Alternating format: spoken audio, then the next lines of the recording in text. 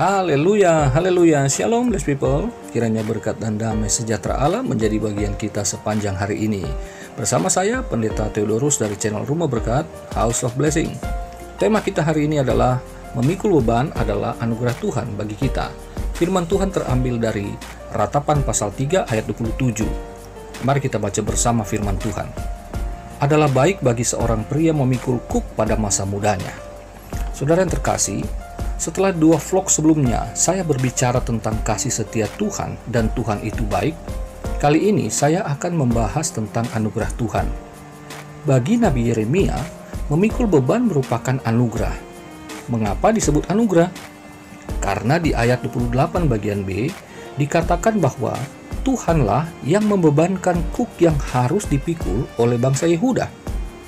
Perhatikan, di ayat 27 dikatakan adalah baik bagi seorang pria memikul kuk pada masa mudanya.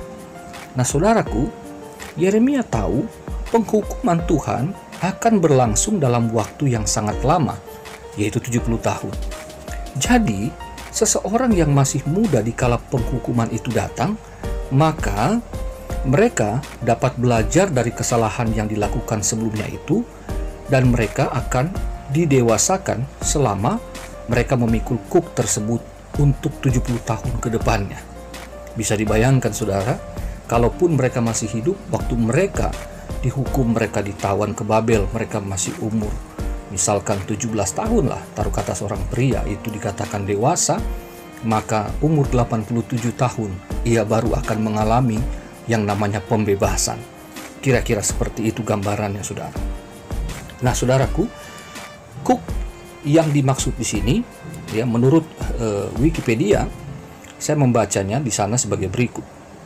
Kuk adalah palang kayu dengan jepitan vertikal yang memisahkan kedua binatang penarik sehingga bersama-sama dapat menarik beban berat.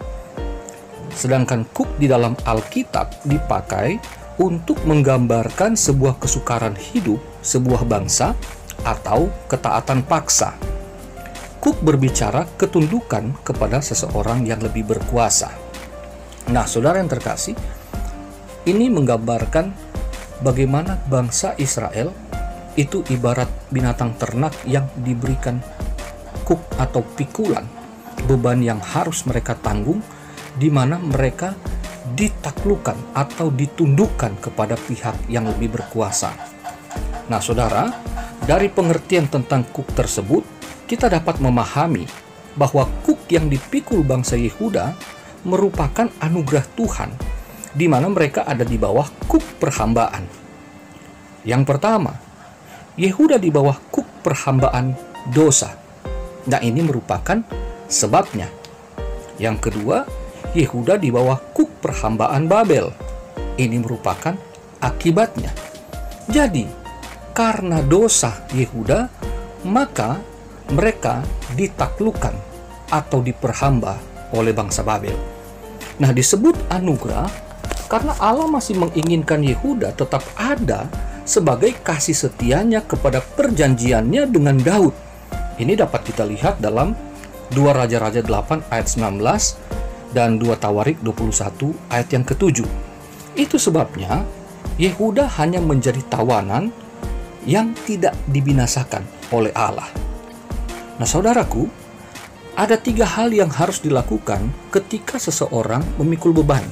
Dia 27 dikatakan seorang pria, tetapi bagi kita ya, siapapun itu, bisa laki-laki atau perempuan, bisa pria atau wanita. Ya, yang jelas ia seorang beriman. Perhatikan ada 3 hal ini. Yang pertama, biarlah ia duduk sendirian dan berdiam diri kalau Tuhan membebankannya. Di ayat ke-28.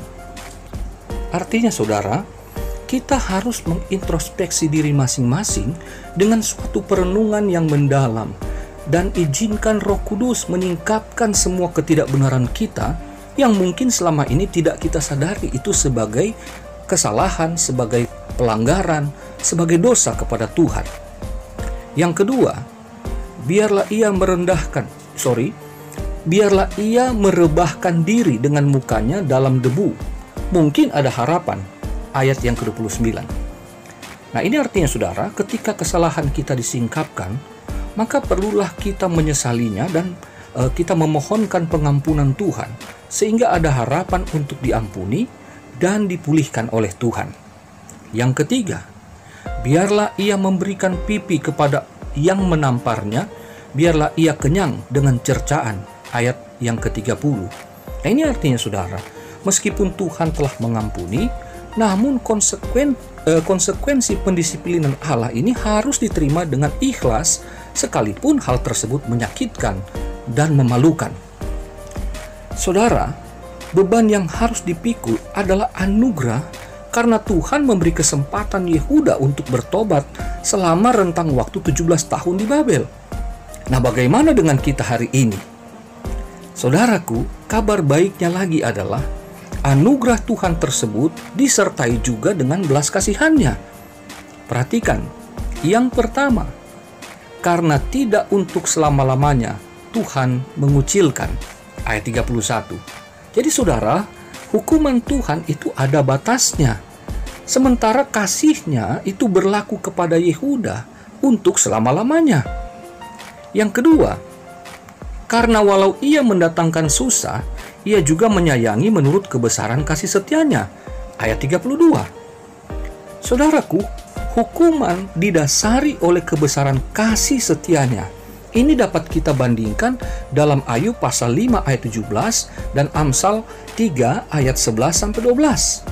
Jadi, kebesaran kasih-Nya itu tidak dapat dibandingkan dengan hukumannya. Nggak seberapa, sebab itulah dalam surat Ibrani pasal 12 dikatakan di sana, ini adalah bentuk kasih sayang Bapa kepada anaknya. Pendisiplinan diperlukan agar ada ketertiban moral yang harus mereka pertanggungjawabkan di hadapan Tuhan dan kepada sesamanya. Lalu yang ketiga, karena tidak dengan rela hati ia menindas dan merisaukan anak-anak manusia di ayat 33. Jadi saudara, hukuman Tuhan bukan untuk membuang selamanya. Juga tidak ada dendam dalam hatinya Tuhan. Luar biasa. Nah, saudaraku yang terkasih, kita sebagai umat perjanjian baru, dikatakan kita ini harus memikul kuk yang Tuhan Yesus bebankan juga dalam Matius pasal 11 ayat 28 sampai 31. Nah, saudara, maksud saya Matius pasal 11 ayat 28 sampai 30. Nah, Yesus katakan, yang mau bersekutu dengan Dia tidak akan dibebankan dengan kuk hukum Taurat yang memberatkan manusia. Tetapi justru di sini dikatakan ini bukan kuk penghukuman ya, tapi kuk yang namanya kasih. Nah, kuk dari Tuhan Yesus ini juga bukan kuk perhambaan kepada dosa, tetapi merupakan kuk perhambaan kepada Allah. Ini dapat saudara lihat dalam Roma pasal 6 ayat 15-23. Jadi yang Yesus bebankan kepada kita hari ini adalah penaklukan diri ke dalam persekutuan dengan Kristus itu, sehingga kita dapat ditaklukkan ya. Jadi kita ini menghamba hanya kepada Allah di dalam Kristus Yesus. Jadi di perjanjian lama, kegagalan Israel karena mereka berdosa kepada Tuhan, lalu mereka diperhamba oleh Babel, maka sekarang Roma 8 ayat 1 mengatakan dalam Kristus tidak ada lagi penghukuman, kita telah diampuni oleh kasih karunia Allah di dalam pengorbanan Yesus Kristus di atas kayu salib, maka sekarang kita harus masuk di dalam yang namanya kasih kepada Allah dan kasih kepada sesama manusia. Ini yang disebut hamba Allah. Kita dalam status hamba Allah. Jadi sekarang kita memikul kuk, bukan kuk yang membinasakan, tetapi kuk yang menghidupkan. Haleluya. Jadi saudara, kita sangat berbahagia sebagai umat perjanjian baru ada di dalam Yesus Kristus. Jadi kita harus memikul beban yang Tuhan berikan kepada kita, karena itu adalah anugerah sebagai orang yang telah diselamatkan. Sampai jumpa di vlog berikutnya. Tuhan Yesus memberkati. Mari kita berdoa. Ya Allah Bapa di sorga, kami mengucap syukur atas firman-Mu pada hari ini. Kami mau hidup ditaklukkan oleh Tuhan.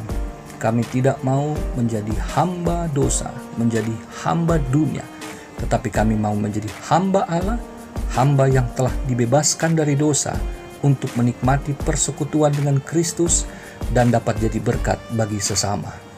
Bimbing kami sepanjang hari ini, agar kami betul-betul menjadi hamba-hamba yang setia untuk menyatakan kebenaran, dan kami dapat bertanggung jawab atas hidup yang telah diselamatkan ini. Hidup yang dipakai untuk memuliakan Allah. Di saat-saat yang sukar seperti ini, kami tetap akan bersandar penuh kepada Tuhan. Kami tidak mau menyimpang dari kebenaran dan tidak akan mengharapkan pertolongan di luar Tuhan. Bapa dalam sorga, pimpin kami sepanjang hari ini, agar setiap perkataan, perbuatan kami adalah sesuatu yang menghasilkan berkat bagi orang lain. Dan terlebih, apa yang kami kerjakan adalah pelayanan untuk memuliakan nama Tuhan. Berkati bangsa kami, berkati kota kami, berkati keluarga kami, dan berkati juga para tenaga medis, para dokter yang bekerja keras hari-hari ini. Kiranya juga Tuhan, para ilmuwan mendapatkan vaksin antivirus agar bangsa ini dibebaskan dari COVID-19, dari kuk atau perhambaan COVID-19, dibebaskan di dalam nama Yesus. Berkati Presiden sampai RT, seluruh kepala daerah, dan semua pejabat-pejabat yang terkait berkenaan dengan pemberantasan COVID-19, satukan hati, satukan pikiran mereka, agar mereka bersatu padu untuk menyelamatkan bangsa ini. Karena Tuhan mengasihi Indonesia. Inilah sembahyang kami Tuhan. Kami siap melangkah dengan iman di dalam nama Tuhan Yesus Kristus. Kami bersyukur. Haleluya. Amin.